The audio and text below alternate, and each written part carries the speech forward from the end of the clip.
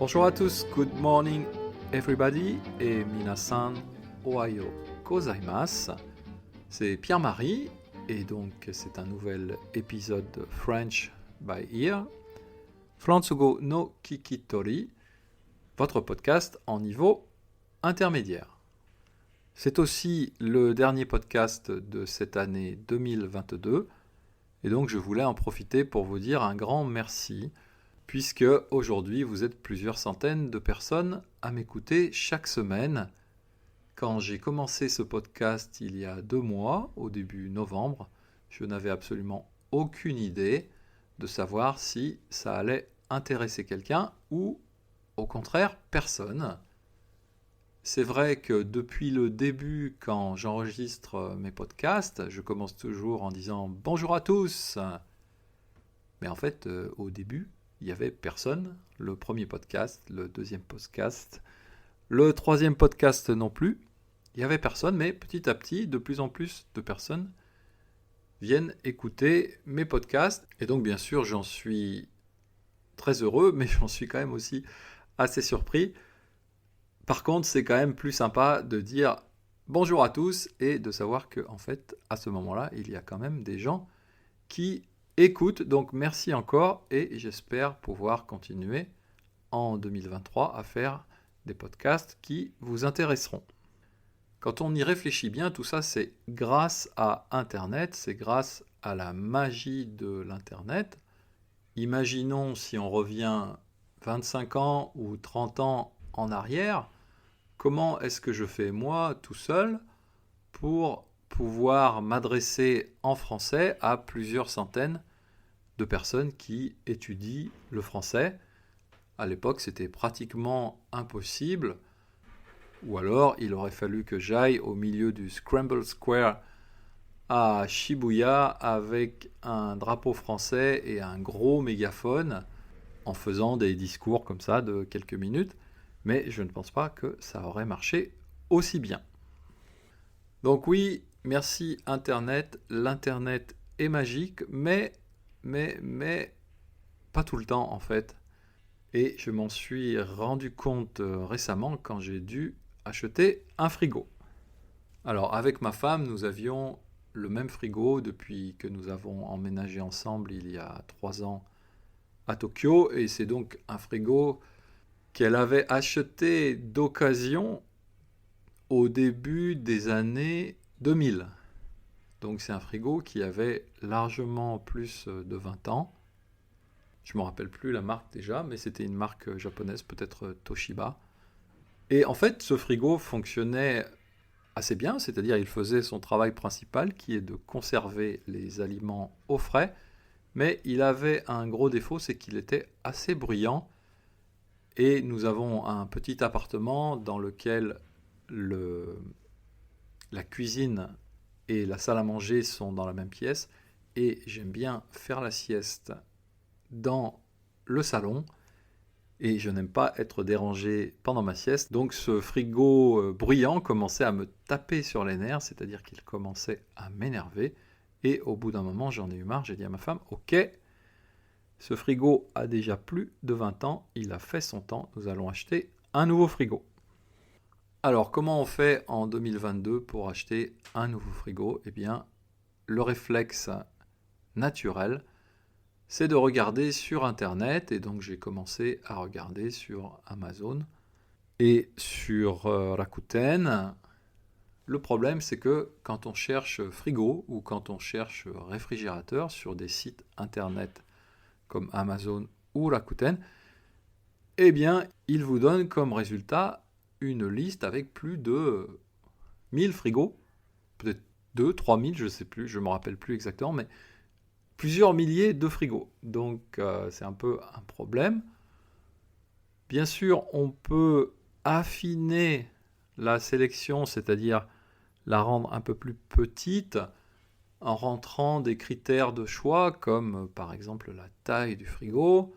Est-ce que c'est un frigo seul ou est-ce que c'est un frigo avec un bac de congélation ? Le prix du frigo, on peut aussi maintenant rentrer la consommation électrique. Est-ce qu'on souhaite un frigo qui soit économe en électricité ? À l'heure actuelle, peut-être que c'est une bonne idée. Et aussi le prix. Mais même après avoir rentré 3 ou 4 critères de sélection, eh bien Amazon, Rakuten nous propose toujours plusieurs centaines de 300 frigos parmi lesquels il faut choisir. Alors au début, je me suis dit, ok, d'accord, je regarde. 1 frigo, 2 frigos, 5 frigos, 10 frigos, 15, 20 frigos. Pour chaque frigo, la photo, la fiche technique, les commentaires clients, ça prend en fait un temps fou. En plus, il n'y a rien qui ressemble plus à un frigo qu'à un autre frigo, donc c'est difficile de faire la différence. C'est pas spécialement sexy ni particulièrement intéressant. Et bref, au bout d'un moment, j'en ai vraiment eu marre. J'ai dit non, je ne peux pas passer ma journée à regarder des frigos sur Internet, des photos et des fiches techniques de frigos sur Internet. Et donc j'ai dit à ma femme, allez hop, on va au magasin. On est allé donc à Big Camera, qui est une chaîne de magasins d'électroménager assez célèbre au Japon.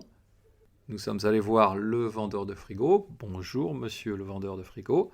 Nous voulons acheter un frigo. Nous lui avons donné nos 3 ou 4 critères de choix les plus importants. Il a réfléchi quelques secondes et il nous a dit hop, venez avec moi. On l'a suivi. Et là, il nous a présenté simplement 3 frigos en disant voilà, je vous propose de choisir parmi ces 3 frigos. Donc en 20 minutes de métro, on est passé de 300 frigos sur Internet à 3 frigos en magasin.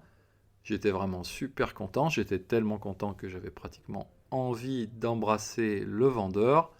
Résultat de l'opération, en moins de 20 minutes, eh bien, on avait choisi notre frigo, on avait acheté notre frigo, et 2 jours après, ou peut-être même le lendemain, je ne me souviens plus, mais Big Camera nous a livré ce frigo. Donc pour répondre à la question qui est le titre de ce podcast, comment acheter un frigo en 2022 ? Eh bien je dirais, faites exactement comme en 1984 ou en 1993, allez tout simplement en magasin. Il y a des gens dont c'est le métier qui font une première sélection, ce qui nous permet à nous, clients, de gagner du temps et bien entendu le temps, c'est de l'argent. Donc voilà, c'est un des défauts d'Internet. Bien sûr, Internet nous rend la vie beaucoup plus facile qu'il y a 20 ou 30 ans. Mais on a souvent ce problème d'avoir ce qu'on appelle en français l'embarras du choix. C'est-à-dire qu'il y a tellement de choix qu'on est embêté, que c'est difficile de choisir. J'ai remarqué ce problème aussi sur des plateformes de films ou de vidéos comme Netflix ou Amazon Prime ou Disney+. Je ne sais pas si vous utilisez ce genre de service pour regarder des films, mais avec ma femme, de temps en temps, ça nous arrive, je dis tiens, et si on regardait un film ce soir ? Ah ouais, bonne idée. Alors on commence à regarder, tiens, qu'est-ce qu'il y a sur Netflix ? Eh ben, sur Netflix et sur les autres services, il y a des centaines de films et c'est le même problème qu'avec les frigos. Donc on commence à regarder une bande-annonce, une deuxième bande-annonce, une troisième bande-annonce. Et à force de regarder des bandes-annonces, il arrive un moment où c'est trop tard en fait. On dit il est déjà tard, finalement je ne vais pas regarder un film. Donc au lieu de regarder un film, eh bien, on a regardé une vingtaine ou une trentaine de bandes-annonces de films et c'est quand même pas tout à fait le même plaisir. Bien sûr, je ne pense pas que c'était mieux avant, mais de temps en temps, dans des situations comme celle-ci, je suis un peu nostalgique de cette époque où, en France, dans les années 80-90, on avait seulement 3 ou 4, peut-être 6 chaînes de télévision. Et donc, si on voulait voir un film, eh bien, il fallait simplement regarder le programme de télévision. On avait au mieux 2 ou 3 options de films. Et du coup, c'était beaucoup plus facile de choisir un film ou de choisir de ne pas regarder un film et de faire autre chose. Voilà, je ne sais pas si vous aussi vous avez ce même problème. Sur mon site internet frenchbyear.com, vous pouvez maintenant laisser des commentaires pour chaque podcast.